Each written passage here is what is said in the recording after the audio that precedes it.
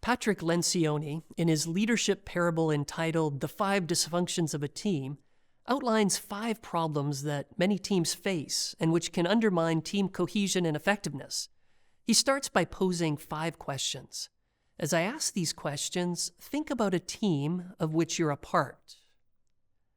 Question number 1, do your team members openly and readily disclose their opinions?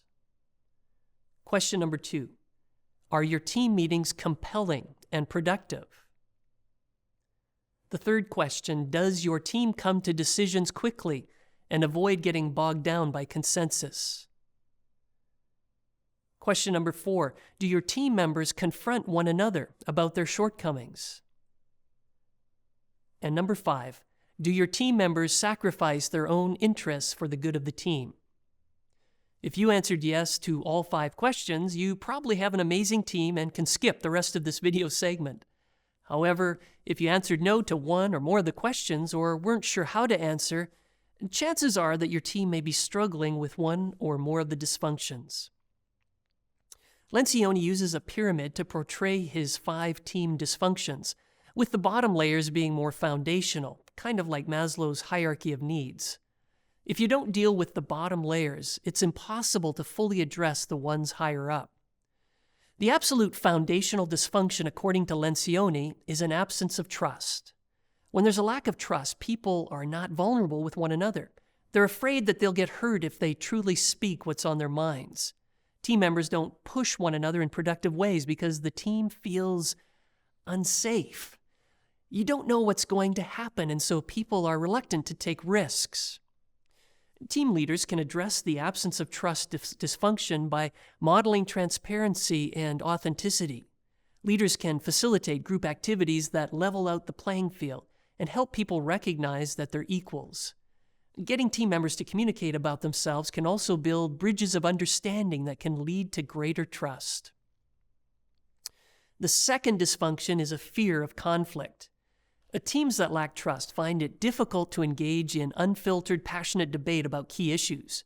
They cave at the first sign of conflict, which is tragic because healthy conflict can often generate the tension and dissonance necessary for innovative thinking and deeper group cohesion. Team leaders can help their teams engage in healthy conflict by providing guidelines and carefully mining for conflict as they guide the group into conflict when it would be beneficial to do so. They help the team acknowledge and confront the big elephants in the room. In addition, playing the role of devil's advocate can sometimes help teams to recognize that engaging in conflict is good and necessary for optimal team functioning. The third team dysfunction, according to Lencioni, is lack of commitment. When there's no conflict, it's a sign that team members have probably not contributed their best ideas. The ideas that, if they influenced the conversation, would lead to a compelling and sacrificial commitment on the part of those who contributed them. There's something about conflict that increases engagement in the process, leading to greater ownership of and commitment to the results.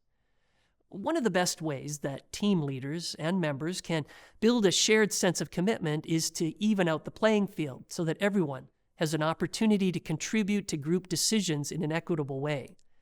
This may mean extending voice to those who are struggling to express themselves and be heard. In addition, Lencioni suggests that forcing clarity and closure are key to overcoming the lack of commitment dysfunction. This means pushing toward identifying clear team and individual goals and making those a top priority. One of the best ways that I have found to identify and implement key action steps that have the greatest missional impact is to follow the 4 disciplines of execution, as described in the book by the same title by Chris McChesney and Sean Covey.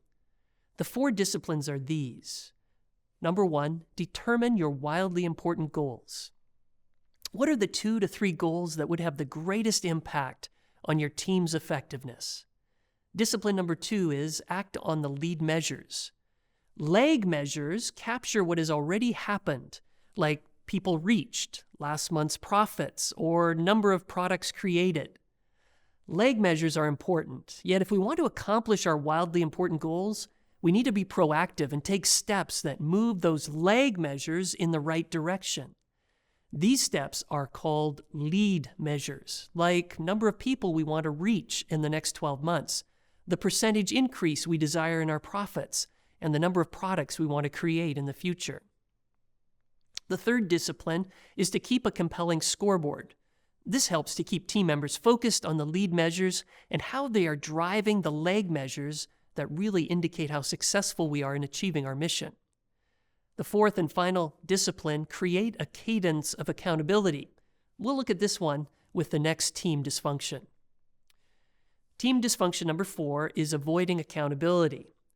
Without a definite plan of action that comes from pushing clarity and closure, how can team members hold each other accountable? The result is mediocrity. Assuming that trust, healthy conflict, and commitment are already embedded in the team's culture, it's actually not that difficult to take one more step and graciously call each other to account. Once again, a team leader can model what healthy accountability looks like. In my book, Maximum Discipleship in the Church, I suggest that it's important to realize that the most effective forms of accountability combine loving graciousness with tenacious and consistent support. Accountability should not be legalistic or brutal. It's meant to provide just enough pressure to initiate and sustain growth at an optimal pace. Team leaders must implement and model a system of accountability. I'd suggest that the 4 disciplines of execution is a good mechanism for addressing 3 of the 5 dysfunctions: a lack of commitment, avoidance of accountability, and the 5th dysfunction, inattention to results. The 4th discipline of execution, building a cadence of accountability, addresses the 4th team dysfunction head-on. A team that has adopted the 4 disciplines will take 20 minutes each week to hold each other accountable for producing results. Each team member identifies 1 to 3 specific action steps related to the team's lead measure, and they commit to do that over the next week. The following week, team members report on their progress and identify new action steps. This weekly accountability forces the team to stay focused on accomplishing what they have identified as the most important team goals. Lencioni's 5th team dysfunction is inattention to results. Individuals will tend to focus on their own personal goals in the absence of compelling collective outcomes.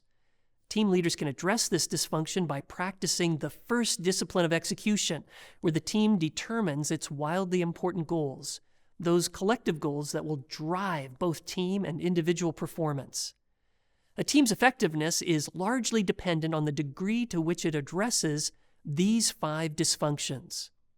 When team leaders take the lead in modeling transparency, courageously and sensitively mining for conflict, focusing the group on a clear and definitive action plan, and providing a mechanism for holding group members accountable for achieving collective outcomes, the team will be well positioned to achieve maximum missional impact.